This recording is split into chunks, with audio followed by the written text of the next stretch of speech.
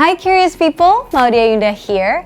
Selamat datang di My Book List, di mana aku sharing 3 insights menarik dari buku yang aku baca. Hari ini kita akan membedah buku How to Win Friends and Influence People by Dale Carnegie, seorang penulis dan guru asal Amerika yang memiliki fokus di topik self-improvement, public speaking, and interpersonal skills.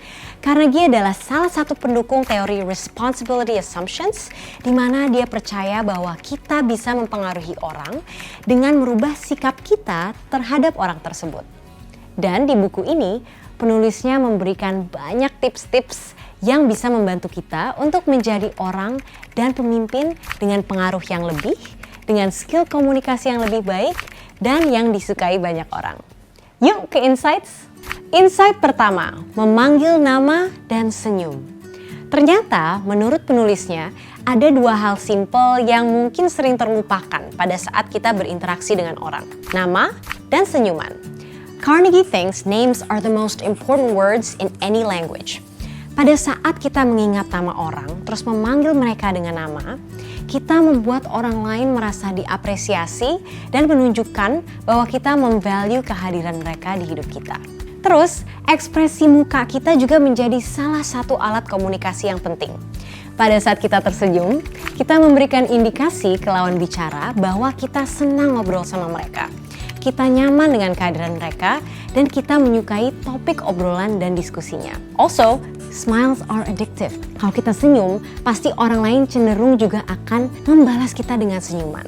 Karena sifatnya menular dan juga memberikan aura positif.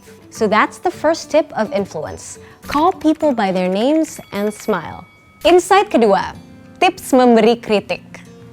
Memang ya, nggak ada orang yang suka dikritik. Dan kritik yang disampaikan dengan cara yang salah bisa membuat orang lain jadi defensif, atau mungkin kita menyakiti hati mereka dan membuat mereka menutup diri. Jadi menurut Carnegie, saat kita tidak setuju dengan perspektif orang atau kita perlu memberikan kritik, kita bisa melakukan 3 cara ini. Yang pertama, never say you're wrong. Use questions instead. Lontarkan pertanyaan yang bisa menggiring ke arah pemikiran kita. Tapi jangan pernah langsung mengatakan, oh kamu salah tuh, itu nggak benar tuh, secara gamblang.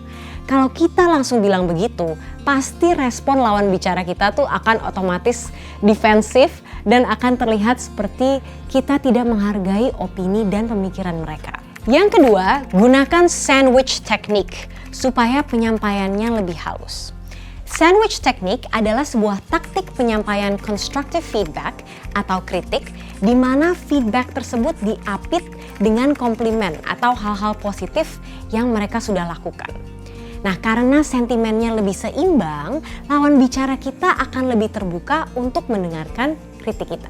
Yang ketiga, kita bisa mengakui kesalahan dan kekurangan-kekurangan kita dulu. When we acknowledge our mistakes in front of people, we're actually giving them a safe space for them to reflect on their mistakes too.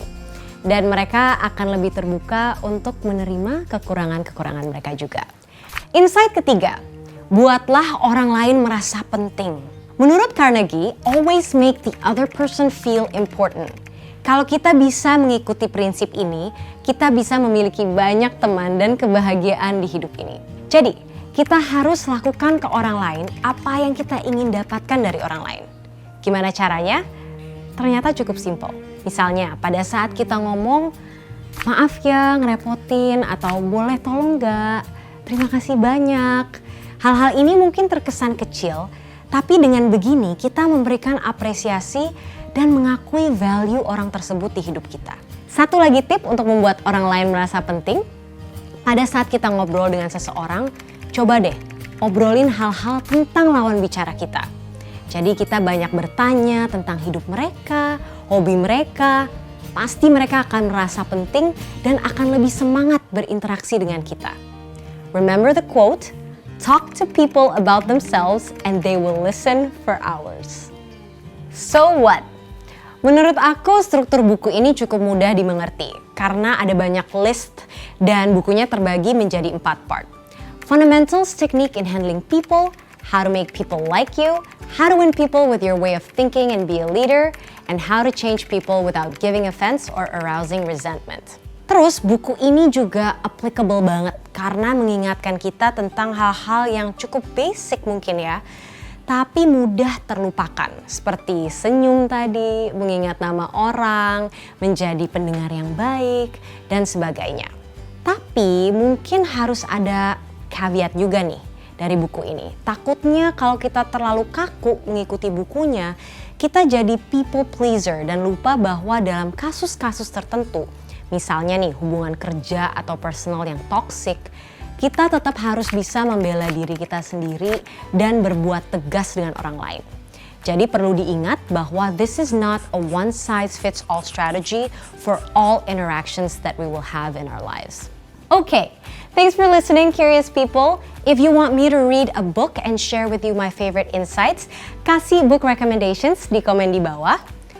Also, untuk komen yang paling asik, aku akan memberikan buku How to Win Friends and Influence People ini dengan special message dari aku. So, jangan lupa untuk subscribe, like, comment, and turn on notifications. See you next time!